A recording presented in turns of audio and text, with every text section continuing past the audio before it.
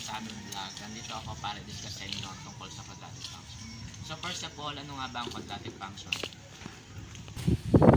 Ang quadratic function is an equation in x and y that has a form.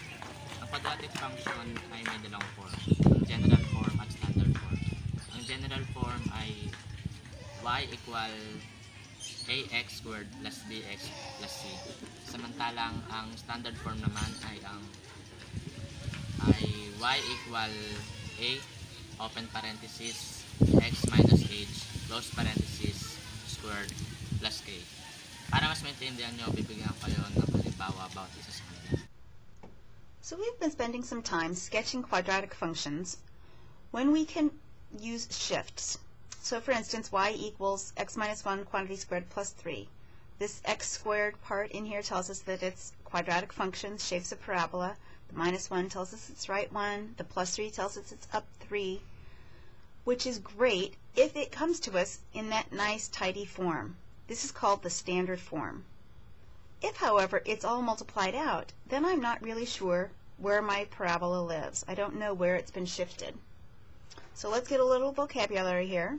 So the general form of a quadratic function, f of x equals ax squared plus bx plus c. That should look familiar. And in standard form, here's some new letters. F of x equals a times the quantity x minus h squared plus k. I know it's a lot of letters, try not to freak out. This a here is the same as the a that we had over here. But the h and k are the letters that correspond to the vertex of the parabola. So let's think about it here with that example I just gave you. We moved that parabola right 1 and then up 3. So the vertex for that parabola, without even sketching it, I know to be positive 1 in the x direction, positive 3 in the y direction. So let's compare that to this standard form of the parabola. So y equals x minus 1 squared plus 3, and then I'll write f of x equals a times x minus h squared plus k below it. You'll notice in my formula I have h and a minus sign in front of it. So if I'm just reading off h, the value of h, I have to ignore the minus sign and just take the 1. So h is equal to 1. For k, it doesn't have that. I just take the k as it is.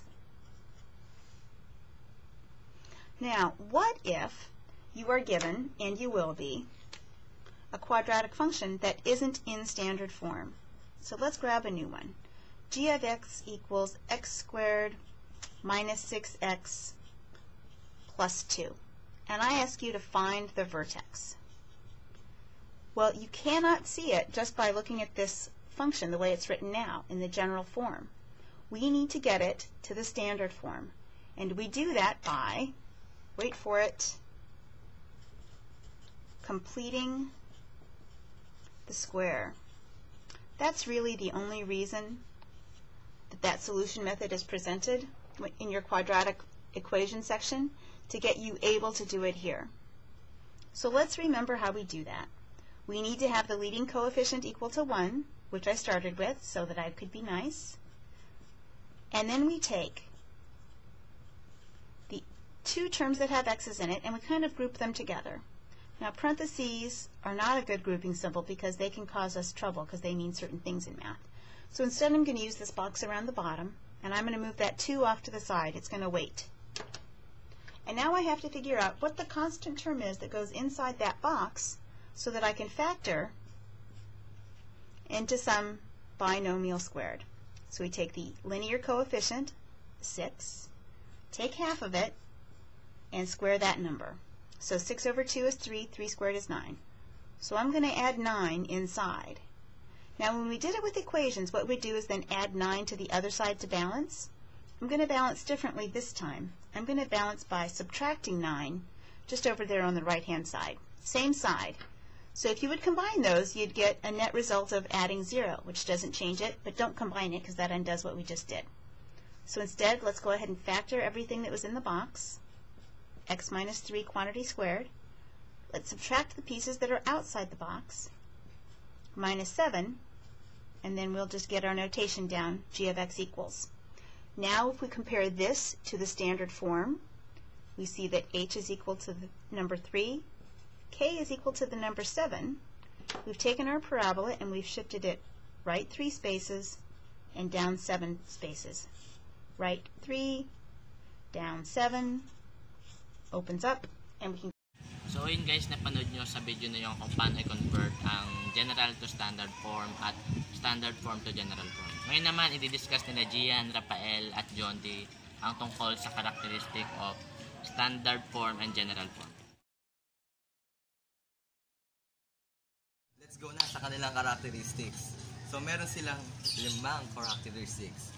At ang una na doon ay concavity. Ang concavity ay nag-guide sa atin kung ang parabola ba natin ay upward or downward. So, paano ba natin malalaman kung ang parabola natin is upward or downward?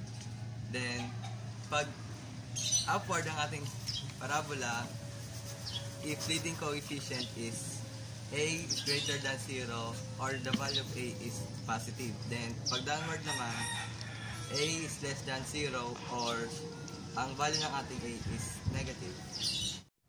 So, mapupunta naman tayo sa susunod na characteristics ng intercept. Ito ay dalawa lang. Ito ay mayroong x-intercept at ang y-intercept. So, kapag naman sa x-intercept, ang y natin is 0. At kapag naman sa y-intercept, ang x natin ay 0. Ang ikatlo naman natin ay vertex. So, ang vertex ay the highest point or the lowest point of the parabola. If the parabola opens upward, the vertex is the minimum. And if the parabola opens downward, the vertex is the maximum. So, ang formula naman nito ay vertex is equal opens parenthesis negative b over 2a and 4ac minus b over 4a and close parenthesis. So doon natin malalaman kung gaano magbubuka ang parabola at kung gaano din kalap.